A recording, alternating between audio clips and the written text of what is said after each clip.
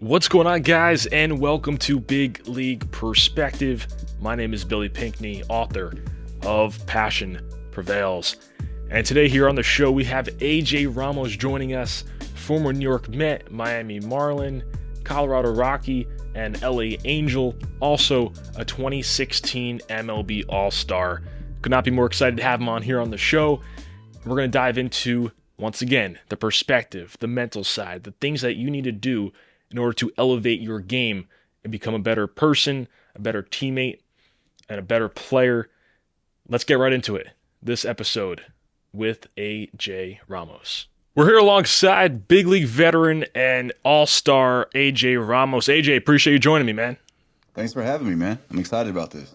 Absolutely. So this show I just mentioned to you before is mainly about the mental side of the game, the perspective you need to perform at the highest level, to be the best teammate you can be, the best person you can be outside of your sport as well. I want to get right into it with, was there a moment in your career where you realized that, this is going to be a time where I need to make an adjustment mentally, a perspective switch, or something that really just had an impact on your career and maybe even your life too? I would say one of the biggest things that kind of got me started to being a closer essentially is um, I was a starter my whole life in college, high school, all that stuff. And then when I got when I got drafted, they sent me to the pen, and I was always a slow starter. If you're going to beat me, you're going to beat me early in the game, and then later in the game, I just kind of found my rhythm. So starting fast for me was a hard thing to do. So my first outing in the out of the pen, I was in the New York Pen League, I believe, in short season, and I just thought like, all right, I'm in the bullpen now. I just throw as hard as I can. I only got to throw one or two innings. I'm just gonna let it eat for these 1 or 2 innings, and everything will be easy. And I can't remember who I faced, but I remember the first ball I threw was 93 or 94 miles an hour, and I was like, wow, like that's like because normally I would sit 88 to like 91 or so in college, but I was like, oh man, this is gonna be fun. Next pitch I threw was 94 miles an hour, but it was off the wall. It was off the wall center field. It's like velocity didn't matter to these guys. And I quickly saw that, all right, I'm gonna have to make an adjustment here. I'm gonna have to make an adjustment on one. I have to figure out how to get going early. I have to figure out how to be ready from pitch one. So from there, I started to craft my routine, and it essentially evolved to what I was doing in the big leagues. But it was all right. I got to start doing prep before the game. I got to start continuing that prep during the game, and so that was the biggest thing for me is making sure that I was crafting a routine that can help me succeed based off what my goals were right then and there.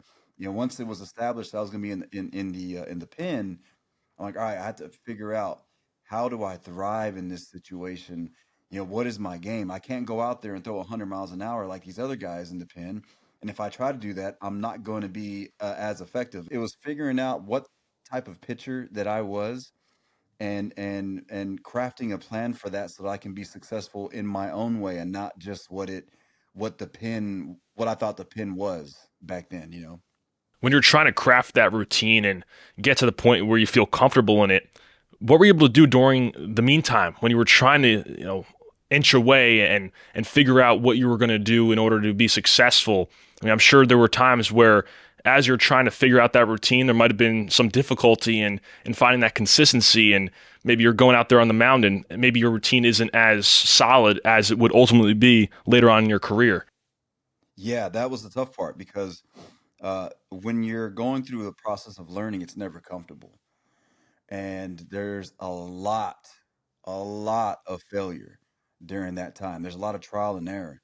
The main thing for me was keeping that belief in myself and knowing that I am good enough to be in this position and know that my goal is to be in the big leagues, right? At that point, I was thinking like I am going to do whatever I need to do to get to the big leagues.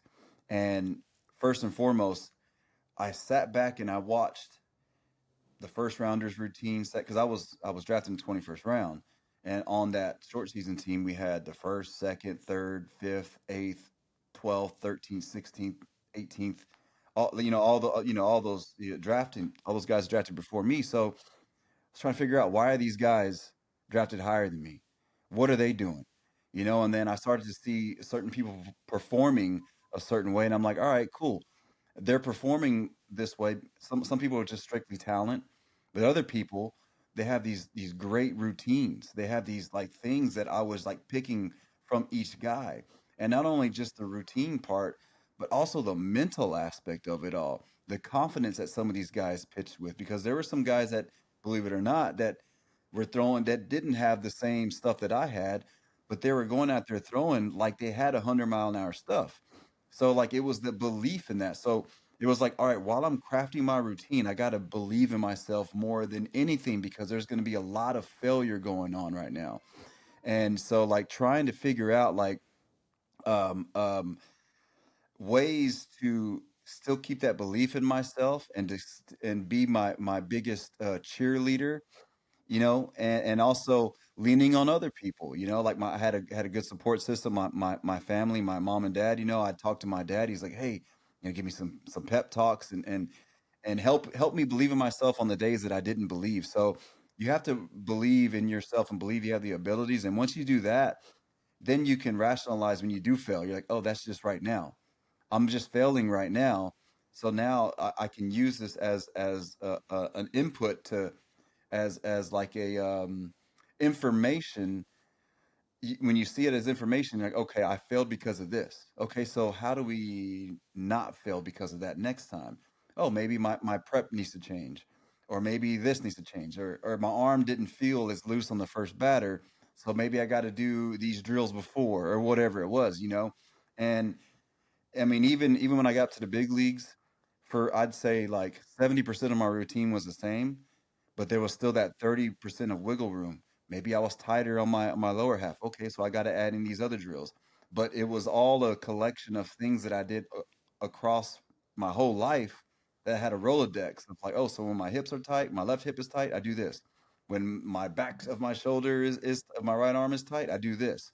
So like keeping, I guess one of the good things is too is to keep a journal of what worked, when it worked, and why it worked, and what failed and why, so that like because throughout your career, if you play a long time, you might go back on like, whoa, I remember I had this one issue with my left knee. What did I do to help that issue? You know what I mean?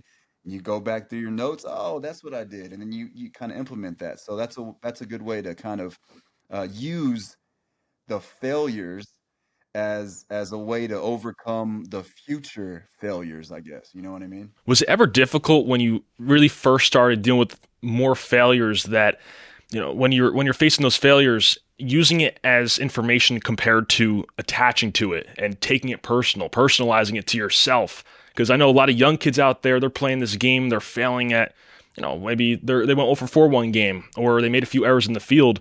They're taking that personal, as opposed to taking that information, whatever they learned from it, and applying it to the next time they go out there. I mean, that's something that I struggled with my whole career, honestly. I was a guy that had to be 100% in for baseball. Again, I'm not a tall guy. I'm 5'10". I didn't throw 100. I wasn't a high draft pick. I wasn't sought after. I had to, you know, prove myself over and over and over. So when you have that type of mindset, you sometimes become so attached to the game that your failures feel like they are you. Um, and what I say to that is try to find some separation of self and what you do. Um, I think it's important to say, I failed at this at baseball. I failed at that at bat. Not I am a failure. Man, I suck today. No, no, no, no, no, no, no. You weren't a good baseball player today. Start using, the words you say to yourself are very impactful to yourself, and sometimes we don't even know it. You can make a situation far more uh, way worse by the way you say things. If you're tired that day and you're like, you repeat it over and over and over, I'm so tired, I'm so tired, I'm so tired. You're going to be even more tired. You're going to start seeing the ways that you are tired. You know what I mean? So, when you're having these negative thoughts, when you have this, like, I went 0 for 4 today. It's like, man, I can't believe I did this, I did that. And you're like, okay, all right, well, what is the way that you can attack it next time? Can you see yourself succeeding in that same situation, that same scenario next time? And you always just as many negative things that happen throughout the day, and like negative things that can happen in the future, there are equal amount of positive things that can happen in the future in those future scenarios. So, like, trying to combat those negative thoughts and feelings with some positive thoughts and feelings, because when you're thinking of these things, they're all hypothetical. Even the 0 for 4, it's gone.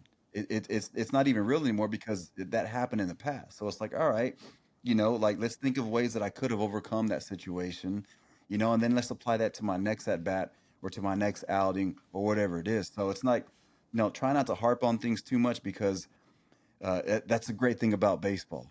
There's another day, and there's a lot of other games that you have a chance to succeed. And I'll even say, more importantly too, or equally as important, is don't allow those positive games to get to your head. Like, you can do the same. You can have that same negativity to a positive event as well. You know what I mean? You can just think like, oh man, today I went 4 for 4. I'm the best player in the world. It's like, okay, but what could you have done a little bit better that day? Were you and if you did as good as you can do on the field, could you have been a better teammate? Could you have handled the situation a little bit better? Could you be a little more graceful? You know what I mean? Because this game will find ways to humble you. So it's about understanding that, yes, today I was a good baseball player. Okay, but there's tomorrow. Okay, today I was a bad baseball player, but guess what? There's tomorrow. You know what I mean? So it's just like, I think you can even apply that to off the field stuff too. You know what I mean? Someone makes you mad or whatever it is, just like, oh, I'm mad right now, but try not to carry that on for the rest of the day, because then the rest of your day is going to be not the way you want it to go as well. So, these are things that, like, understand, once they're gone, they're gone. How can you learn from the situation and apply it to the next day or next scenario? For sure, for sure. Now you mentioned too the self talk and just understanding the thoughts in your head. Do you ever see big leaguers around you who were masters at that, who were understanding of the importance of positive self talk, not really listening to that inner voice inside that may be trying to put you down a little bit? Yeah, well, the best ones, I feel like, um, that were good at it, you never noticed them talking to themselves. You never noticed them react to things. It was always, they weren't breaking bats over their knee. They weren't, slamming their helmets. They weren't, uh, in positive moments, they allowed themselves to react to those, like, yeah, or like pumped up, which you want to celebrate your positivity for sure. But it was never overdone. Nothing they did was overdone. It was just like, in the heat of the moment, it was like, and of course, they've had their bad days, or maybe they, like hit their glove, or they squeezing their bat really tightly or whatever. You know what I mean? There's things like that, but, like, you know, it's okay to allow those emotions to come out a little bit, but if you, even in the positive way, if you allow those emotions to be in the driver's seat, then you're always going to be in the passenger seat to those emotions. The more you can stay in that driver's seat and acknowledge those emotions, the better off you're going to be. I'm not saying, don't ever feel your emotions, because that's impossible. We're human. But, you know, always be in the driver's seat, especially on the field. If I was on the mound, and I've done it before, I throw a pitch and, like, the umpire misses the call, and I'm like, oh dang, whatever. But for the most part, I tried to have, like, this, like, cold look on my face when I was pitching. Like, trying not, like, a poker face, basically. And the more I was able to not allow those especially negative feelings to like over be in the driver's seat, the better I was able to handle pressure situations. You know what I mean? The better I was able to handle when I threw a perfect pitch and I got a ground out, but my shortstop made an error. And now, there's a guy on base and the best hitter's up or whatever. It's like, okay, that happened. Cool. That's not my job is to get this next guy out. So I can't let the the uh, the memory of the past and the emotion of the past come into this scenario. Now, when you get really good at controlling your emotions and emotional regulation, then you can use certain moments, negative moments, for for fuel. So for me, when I don't know, I was battling Daniel Murphy, man. It was always a long at bat with him. I had a 13 pitch at bat with him, and I can't remember. It was like I was on pitch number 20 something. He was like the third guy up, and I was tired, and I thought of moments that maybe I felt less than, or some negative moments, or whatever, to fuel me to get through that situation. But that's whenever I was really good at emotional regulation. Because if you use the negativity too much, then again, that's in the driver's seat and you become a passenger and you're just at the whim of whatever emotion you're feeling. So once you get good at emotional regulation, not allowing yourself to feel too high, too low, then you're able to use those. When you graduate from that, you use those emotions, whether it be positive or negative, to fuel you for your your uh your outing, your at bat, or whatever it is. But you have to make sure that you are the one that is in control of that, not your emotions. Yeah, no, that's incredible stuff. Incredible. It reminds me of a pendulum where it's swinging. You go so far one way, whether it's positive or negative, and then it'll swing the other way. So you have an amazing game. You're super pumped. Obviously, you want to be happy and excited, and with your teammates and everything like that. But if you take that too much to heart and you go so far the one way, chances are it's going to swing the other way when things aren't going as well, and that'll ultimately affect you. And I'm sure you play with guys like that too, who maybe even when you were younger growing up, who were affected by that. Yeah, man. I mean, I play with some guys in the big leagues that, if some relievers, when they pitch good, they would literally, go high five everybody, and if you weren't looking at them, they like punch you in the back and like, hey, give me my pound, give me my pound. You know what I mean? Like through everybody, when they pitched good, they did that, and then when they pitched bad, it was like, straight to the locker room. You know what I mean? Um, yeah, it's and that worked for that guy, really, honestly, because he was an effective a reliever. He was good, but uh, he may have been one of the few. Growing up with guys, I've seen guys. They were celebrating so hard on a hit, and they were celebrating so hard that they got picked off on second base or first base or whatever because they were sitting back thinking, "How great was I right there?" And the key word was. That pass, man, that is done. The was or ifs and all those things, those aren't in the present. So the main thing is being present. Being present as possible so that you can be 100% in the moment. And anything that takes you out of 100% of the moment, it could be emotion, it can be the past, it could be you thinking about the elements, brain, whatever. Any of those things, those aren't being present. Those are taking energy out of the present moment. And if you're not fully present in those moments, then you can't be as good as possible. You know what I mean? It's taken away from how good you can be, really. And you coming in back into the bullpen in closing spots right there, tight games. What got you locked in? What prevented you from letting any of these other little thoughts, or you mentioned the weather or field conditions or anything like that, get into your mind and prevent you from just focusing in on the task at hand? My preparation, that was big. I think I mentioned that earlier, but the preparation is what helped me get into rhythm. And I tried to focus on the rhythm whether no matter what the elements are, no matter what the situation, if you go back and watch me pitch, you notice that like, I would do this thing, I'd step on the rubber and I have my arm up and I go down, and when I'd kind of roll back to look at the catcher, and I was like moving like that. And then when I got the sign, I came back and I was always rocking, rocking. I'm trying to find that rhythm. I'm trying to rock smoothly and rhythmically, so that like then when I do my leg lift, it's all a dance. It's all like a rhythm that I've done a million times. So like one of the most important things that I did, especially a lot when I was coming up, was mechanics. And my mechanics, obviously, you want to be in the right positions and stuff, but when you're not actually throwing, and you're not actually going gain speed, it doesn't really matter. But the thing that I worked on the most was the rhythm of it all. It's a dance, and some of my best outings, I had a song playing in my head. It was just like a I would find the rhythm. Even like I liked it best when I was at away stadiums, because I would hear the hitters walk up songs, and I would find the rhythm in that. I'd find the rhythm of it, and sometimes I'm sitting there bouncing my head while they're walking up to the plate, and I'm like, yeah, I like that.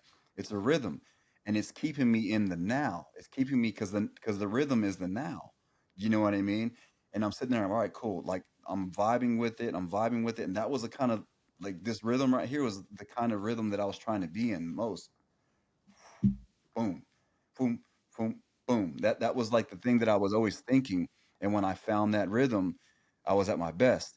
The times where I wasn't at my best, the rhythm was choppy. It was boom, boom, boom, or boom, boom. It wasn't like a doom, doom. It wasn't like one, two, throw, one, two, throw. It was like something was off in the sequence there. So for me, I'm a very rhythmic person, and so I focused on that. So it was like making sure my body was loose enough, um, making sure in the pen I had to feel for my pitches, and then once I had the feel for all that, it was when I got on the mound. It was like find the rhythm. It doesn't matter if the bases are loaded, the rhythm's still going to be the same. It doesn't matter if the best player is at the plate. Find the rhythm. So whatever that is for everybody has different things. Some people it's like when I come set in a certain position, I feel ready. Whatever it is, you got to find whatever it is that you can be consistent with, because when you're in those like pressure situations or bad elements or whatever it is, crowd booing you, whatever, you got to find that rhythm. Even if you throw a bad pitch, I wasn't in rhythm right there. You're not thinking, oh, my tilt or my arm angle or whatever. If you're thinking about that in the middle of the game, I mean, I'm not one of those people that can do that, but I feel like that's too technical. So, like for me, it was like, get back on rhythm, get back on rhythm. You know what I mean? And then allow the rest to come out. What was able to get you out of the rhythm? Was anything able to really get into you, or maybe it was a thought of maybe your arm was a little tight or something like that? Was that able to get you out of rhythm?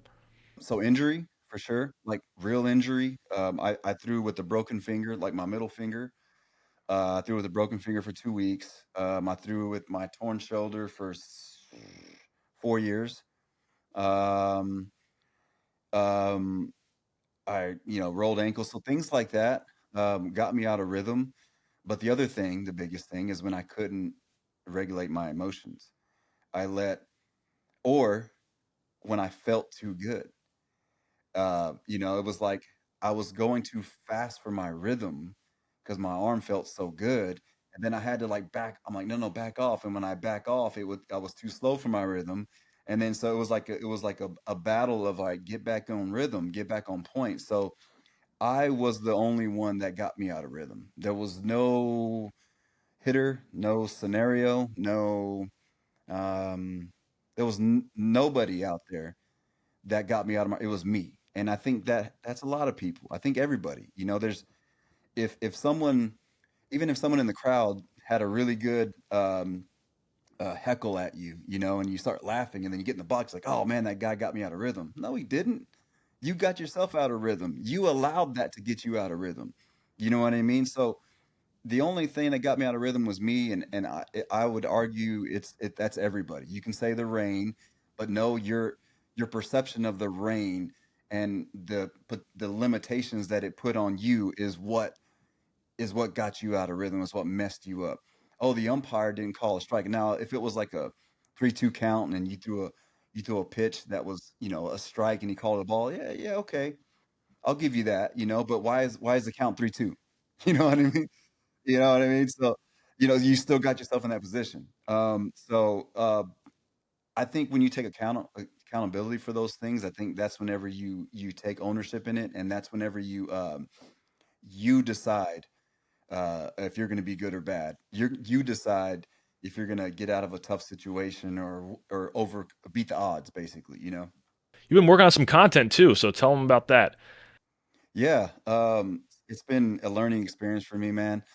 But basically trying to do what you're doing, be a good interviewer, ask the right questions, get into the mind of athletes, kind of go through their routines and how I just explain how I get through my scenarios and situations, right?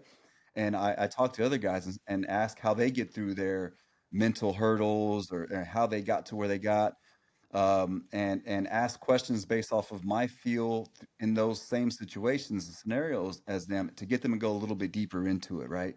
And not only that, so the quick hits was a short version of it that we're putting out every 2 weeks on Wednesdays, or Tuesdays actually, the full episodes, and then Wednesdays and Fridays we put out like a short clip of the interview. Um, but the long version of the locker room, we actually get to go through the routines of these people. I go visit them wherever their off season place is, and this is going to be on all through all sports. And they take me through their day. How do you prepare? How do you recover? How do you what do you eat? Take me through your workout. How does this workout make you a better athlete or whatever it is, and why do you do these specific workouts? So just kind of almost like a day in a life type thing. And so that's the goal with it, to just to get as much information and honestly to be able to relate, have these guys relate to the common person, because everyone goes through the struggles, everyone has their own routines, and hopefully if you see the mindset of these successful athletes, that you can implement something that they have in their routines to your routine, and then achieve whatever goals that you have reaching forward. So that's what I'm doing, getting better at it, and yeah, it's been fun so far. Great stuff. AJ, appreciate you joining me, man. Thank you very much. Yeah, thanks for having me, man. It was fun. If you're a high school, college, or youth athlete, you got to check out this book, Passion Prevails, or if you know one, it would make a great gift. This book is a compilation of interviews with professional athletes, mainly baseball players, but you have coaches in here, other professionals who have had decades and decades of experience in the sport. And the main goal is this: to help inform, entertain, and give value, provide value on how to navigate your career while facing adversity, how to deal with those challenges that are inevitable, that you're gonna face throughout your career. And many kids out there don't have the proper instruction and guidance on how to navigate those challenges until they're a little bit older, until they have those experiences themselves and need to learn the hard way. So go check it out. It's filled with gems, great quotes, and messages from some of the best players in the sport of baseball. So I highly recommend it. Go check it out. It's in the show notes below. That was some incredible stuff from AJ. Man, just the insight of what it takes to be a closer at the big league level, what it takes to be a guy who's thrown in there in to tie a game, or with the lead of 1, 2, or 3 runs in a very difficult spot.